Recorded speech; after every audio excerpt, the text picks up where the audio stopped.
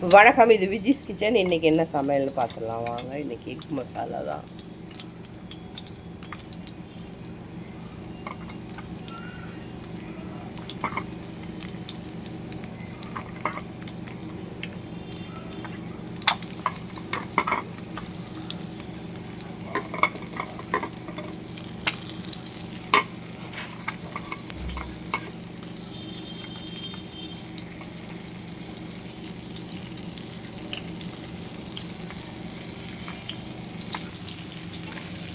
வெறும் மிளகாத்தூள், இஞ்சி பூண்டு பேஸ்ட்டு, கொஞ்சம் போல் கருவேப்பிலை, உப்பு, அவ்வளோதான். ஓகே,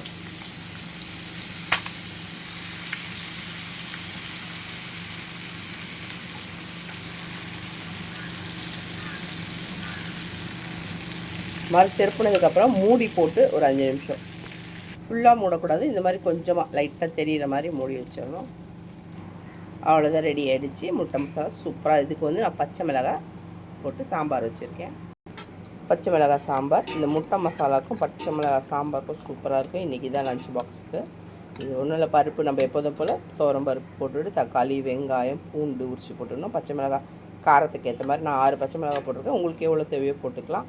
அதுக்கப்புறம் ஜீரகம், பெருங்காயம், மஞ்சத்தூள் போட்டு நல்லா வேக வச்சு எடுத்து கடுகு, காஞ்ச மிளகாய், வேணும்னா கருவேப்பிலை போட்டு தாளித்து எடுத்துடலாம். அவ்வளோதான். வீடியோ பிடிச்சிருந்தா லைக் பண்ணி, ஷேர் பண்ணி, கமெண்ட் பண்ணுங்கள். மறக்காமல் நம்ம சேனலை சப்ஸ்கிரைப் பண்ணுங்கள்.